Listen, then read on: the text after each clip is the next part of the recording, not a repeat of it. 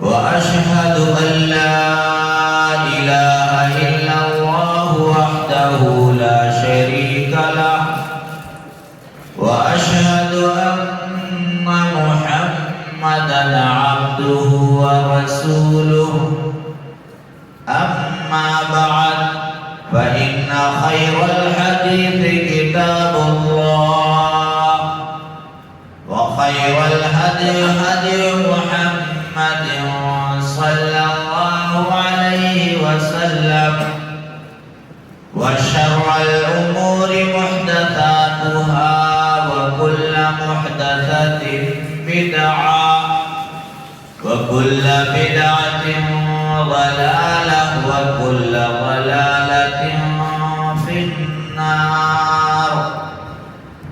أعوذ بالله من الشيطان الرجيم. بسم الله الرحمن الرحيم.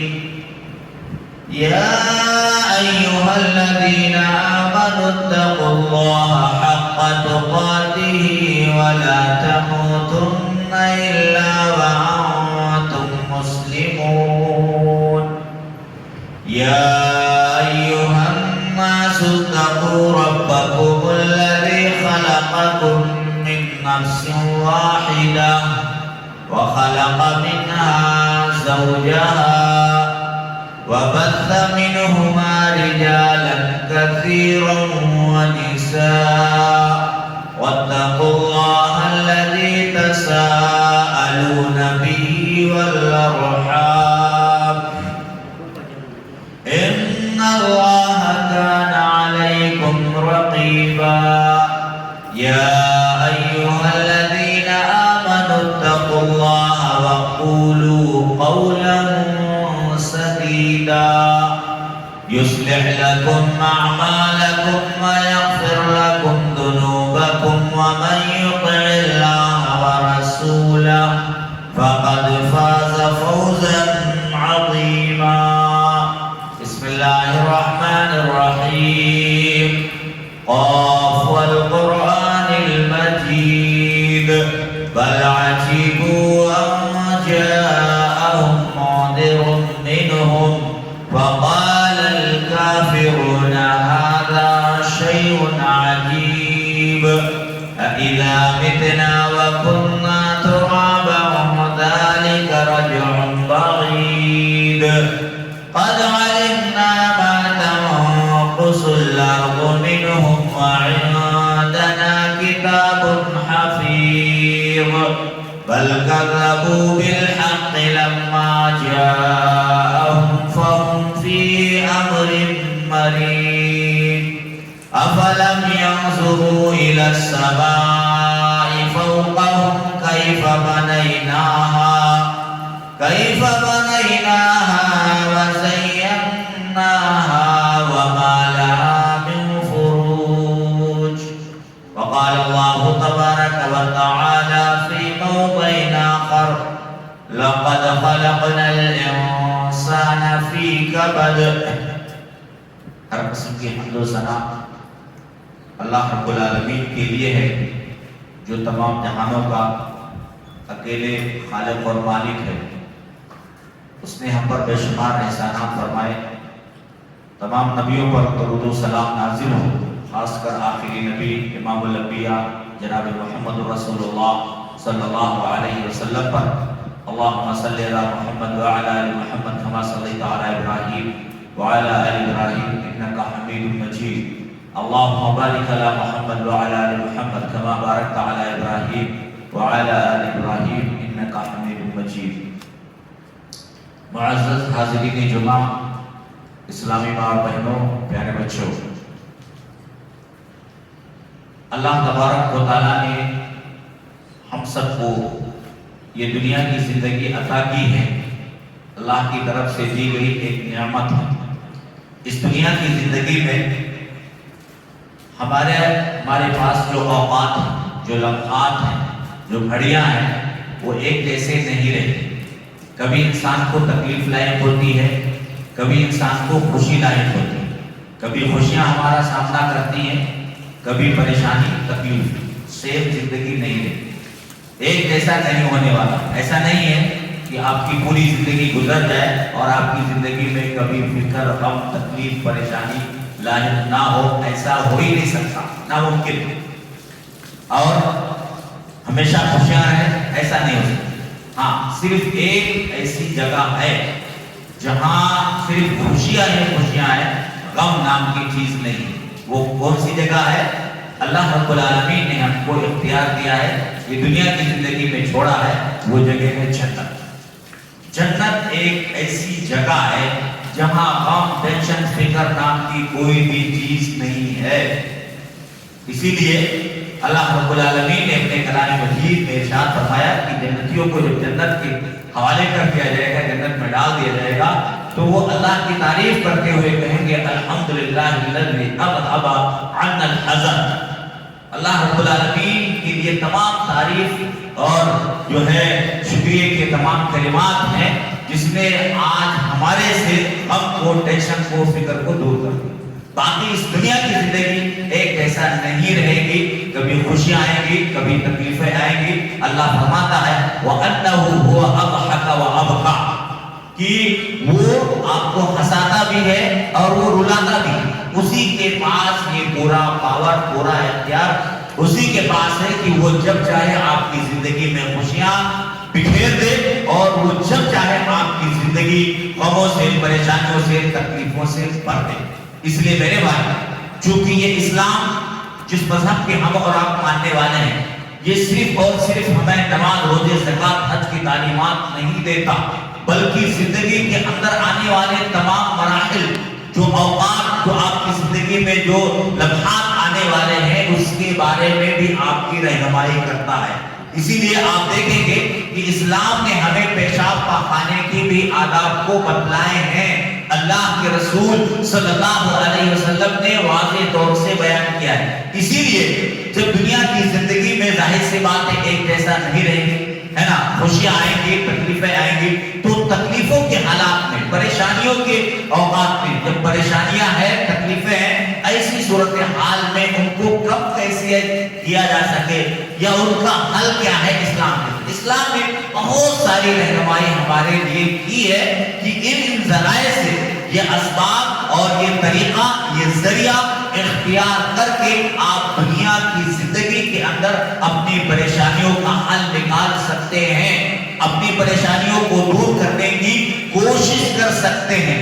ورنہ آج کی زندگی میں جس طرح سے لوگ غم، ٹینشن، فکر کو دور کرنے کے لیے سیدھے کہا جائے تو بیٹا نہ ہوگا اللہ اور اس کے رسول کے بتائے ہوئے قانون کے خلاف بغاوت کرتے ہیں، یعنی اللہ رب العالمین کی نافرمانی کرتے ہیں، گناہوں پر گناہ. جیسے کوئی نشے کا عادی ہے تو سگریٹ پہ سگریٹ، دارو پہ دارو پیتا چلا جاتا ہے، اور اسی طریقے سے وہ سمجھتا ہے کہ ہم اس کے ذریعے سے ہم اپنے ٹینشن کو، غم کو دور کر سکتے ہیں.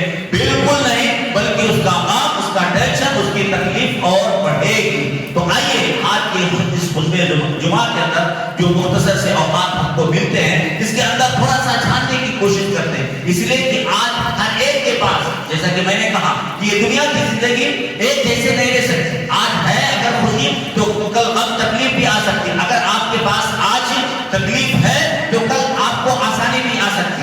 ایک اچھی بات یاد آ رہی کہ میں آپ کے سامنے بیان کروں کہ یہ بھی یاد رہے کہ تکلیف ہے، پریشانی ہے نا، تو اللہ تبارک و تعالیٰ آپ کو آسانی دینے والا ہے. اللہ رب العالمین کا فرمان یاد رکھیے، آپ کو خود وہ آیت یاد ہوگی، ان مع العسر یسرا، بے شک مشکل کے ساتھ ہی آسانی. اللہ نے ایک بار نہیں، فإن مع العسر یسرا، پھر کہا کہ مشکل کے ساتھ میں ہی آسانی، بعد میں نہیں، ساتھ میں آسانی. تو آسانی آئے گی.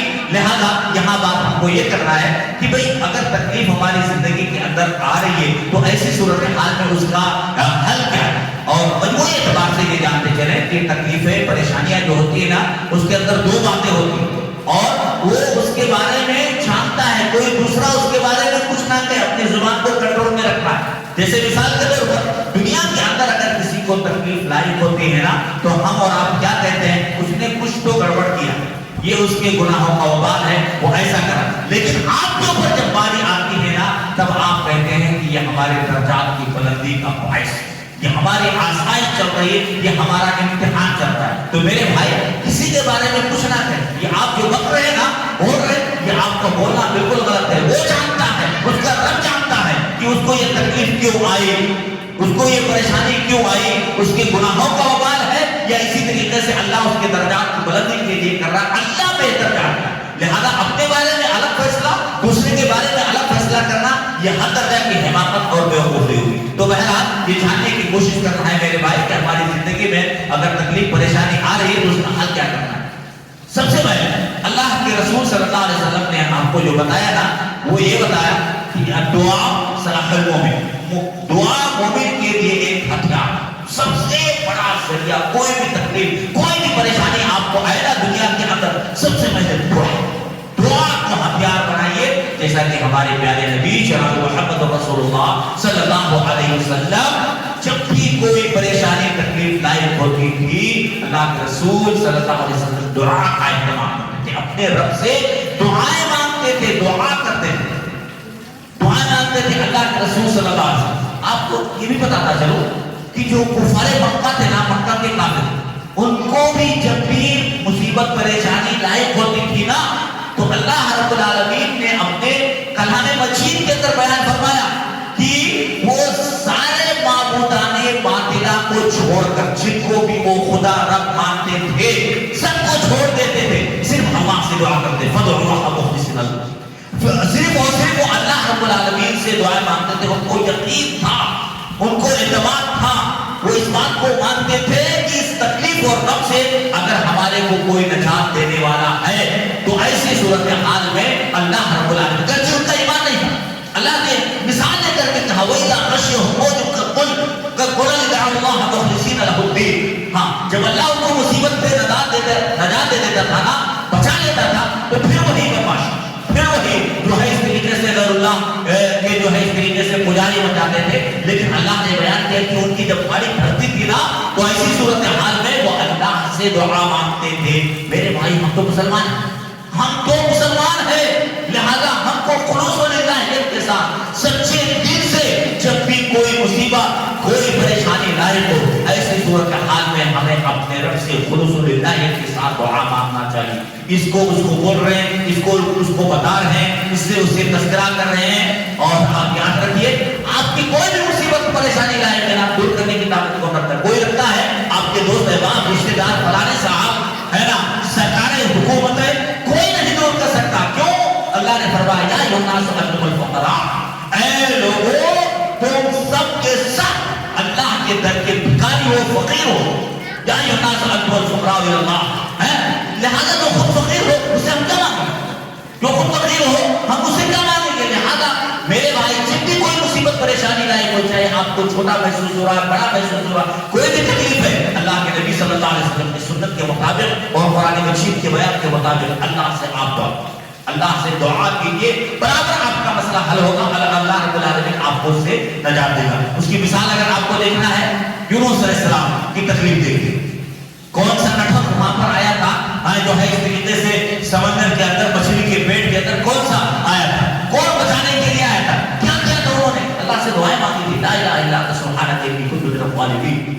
اللہ رب العالمین نے ان کو اس مصیبت سے نجات دیا.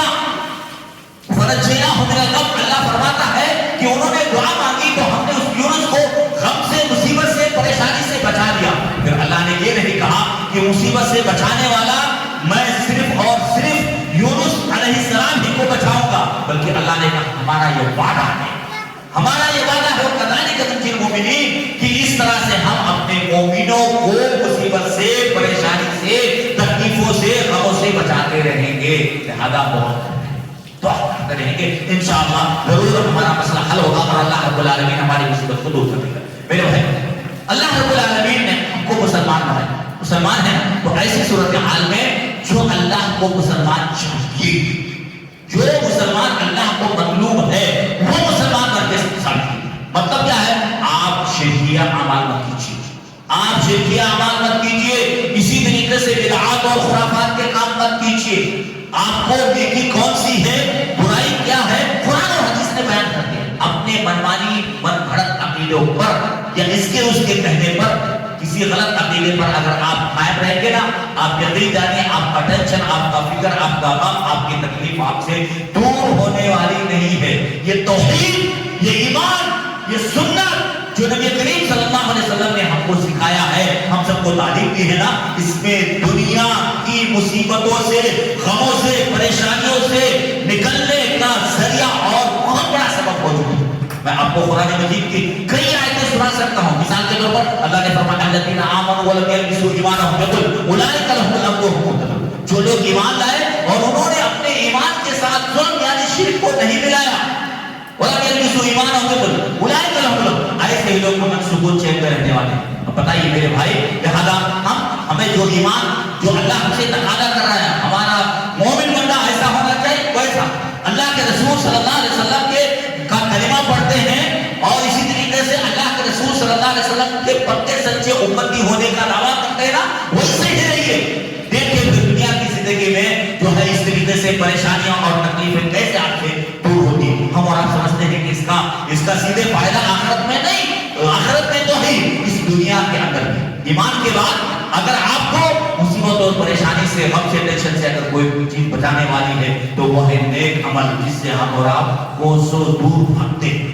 اتنی نفرت ہے نا، آسان ہوتی ہے، مسجدوں کے قریب رہتے ہیں، مسجد کے آس پاس رہتے ہیں، باتیں کرتے رہتے ہیں اور بھاگتے ہیں، نماز نہیں پڑھتے ہیں۔ وہ ثابت کرتے ہیں جس طریقے سے اذان سن کر کے شیطان بھاگتا ہے، ایسے آج کا ایمان والا مسلمان بھی بھاگتا ہے اذان سن کر کے استغفر اللہ، استغفر اللہ، سبحان استغفر اللہ۔ حالانکہ اللہ نے فرمایا نیک عمل کا فائدہ کئی آیتیں آپ سنیں گے، سیدھا جنت، اور جس کے بارے میں آپ نے سنا کہ جنت میں ٹینشن اور فکر، غم تکلیف نام کی کوئی چیز نہیں۔ اسی دن سے، جس دن سے ایک انسان جنت میں چلا گیا، غم تکلیف کا خاتمہ اس کے لیے ہو جائے گا، اس کی زندگی میں کبھی پلٹ کر نہیں آئے گا، اور اس کس کی بنیاد پر ہوگا؟ ایمان اور عمل صالح کی بنیاد پر، نیکیاں کمانے کی بنیاد پر۔ اللہ نے فرمایا من عمل صالحا من ذکر او انثى وهو مؤمن، جو شخص بھی نیک عمل کرے، وہ نیک عمل کرنے والا چاہے وہ مرد ہو یا عورت، جو کوئی بھی کرے گا، جو کوئی بھی مرد ہو یا عورت نیک عمل کرے، من عمل صالحا من ذکر او انثى وهو مؤمن، شرط یہ ہے ایمان والا۔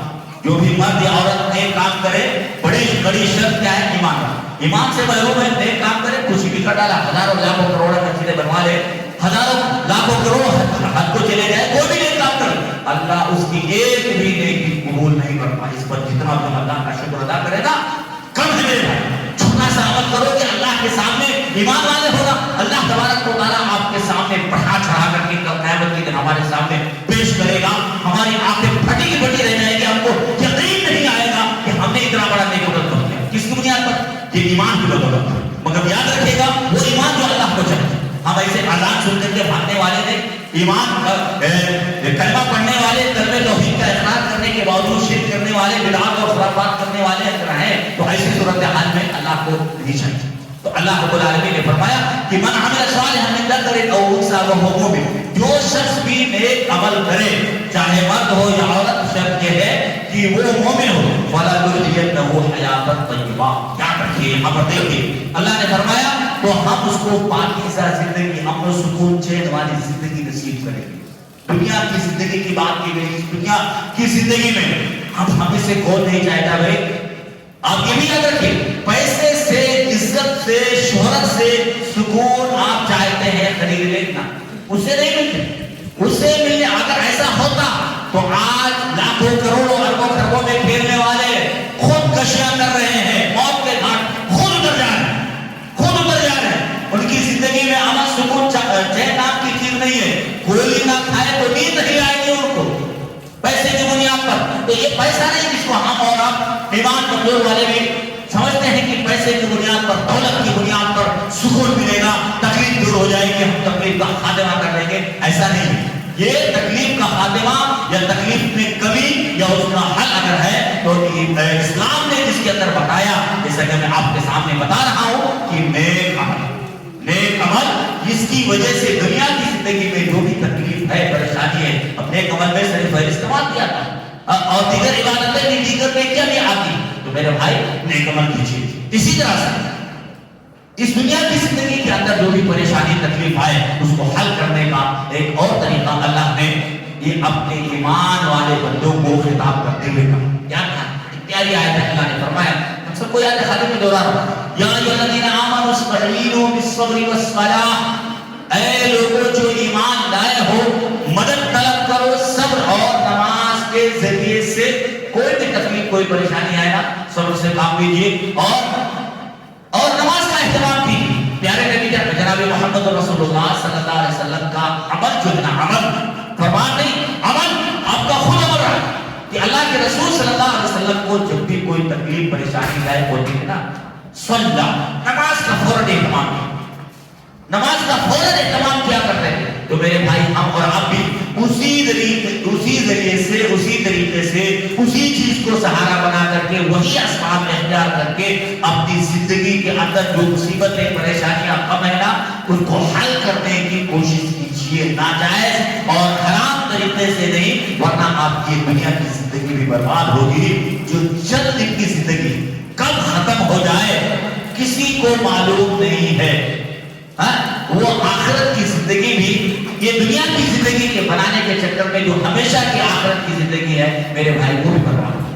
اسی طرح سے جس چیز سے ہم اور آپ بھاگتے ہیں اور یہ سمجھتے ہیں کہ ہمیں اس کی کیا ضرورت ہے, ہم یہ کیوں کریں, ہم تو بہت اللہ والے ہیں, بہت نیک لوگ ہیں, وہ کیا ہے توبہ استغفار, معافی مانگتے رہیے اللہ سے. اللہ کے رسول صلی اللہ علیہ وسلم سے کوئی گناہ ہوئے کیا نہیں نا. اللہ کے نبی صلی اللہ علیہ وسلم نے اپنی امت کو تعلیم دینے کے لیے اللہ کے رسول صلی اللہ علیہ وسلم ایک روایت کے مطابق جو ہے دن اور رات میں ملا کر کے یعنی 24 گھنٹے کے اندر ایک دن میں اللہ کے نبی صلی اللہ علیہ وسلم کیا کرتے تھے 100 مرتبہ اپنے رب سے استغفار, استغفر اللہ استغفر اللہ. ہم اور آپ کتنی بار کرتے ہیں جبکہ ہمارے اور آپ کے بارے میں کوئی پتہ نہیں ہے کہ اللہ تبارک و تعالیٰ ہم کو بخشے گا یا نہیں بخشے گا, کیونکہ ہمارے اعمال ایسے, ہماری کوتاہیاں یہ بدعمالیاں ہی ایسے کہ ہمیں اس کے بارے میں یقین نہیں ہے کہ اللہ ہم کو معاف کرے گا نہیں. پھر بھی ہم کتنی بار پڑھتے ہیں, آپ خود اپنے ضمیر کا اپنے نفس کا محاسبہ کیجیے.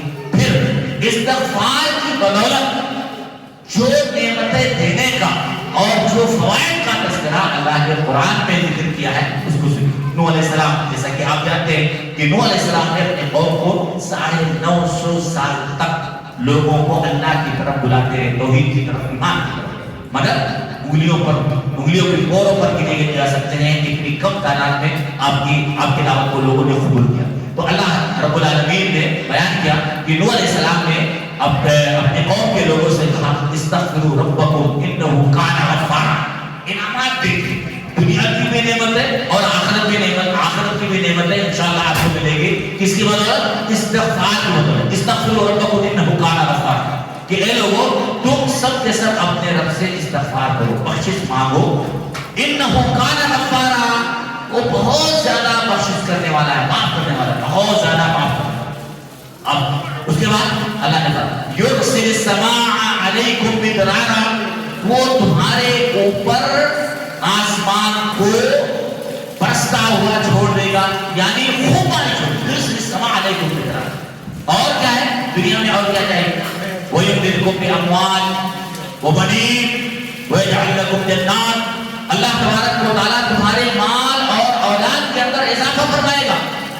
وَيُمْدِدْكُمْ بِأَمْوَالٍ وَبَنِينَ وَيَجْعَلْ لَكُمْ, اور وہ تمہارے لیے جو ہے اس طریقے سے جو ہے نہریں جاری کر دے گا, نہریں بنا دے گا, یعنی جنت میں اللہ تبارک و تعالیٰ تمہارے کو یہ باغات کے خوشیاں نصیب کرے گا. تو میرے بھائی استغفار کی بدولت دنیا کی جو ہماری تکلیفیں ہیں, پریشانیاں ہیں, اس کو ہم کم کر سکتے ہیں. یہاں تک جس چیز کو ہم معمولی سمجھتے ہیں, جس کے بارے میں ہمارے باپ ہے غلط فہمی کا شکار ہے کہ یہ لوگ درود نہیں پڑھتے, سب سے زیادہ درود ہم کو پڑھنا چاہیے اور ہم لوگ پڑھتے ہیں. میرے بھائی یہ درود پڑھنے سے, اور وہ بناوٹی درود نہیں, وہ درود جو ہمارے نبی صلی اللہ علیہ وسلم نے سکھایا ہے, وہ درود جو ہمارے نبی صلی اللہ علیہ وسلم نے سکھایا ہے, درود ابراہیم اللہم صلی علی محمد, آپ پڑھتے رہیے.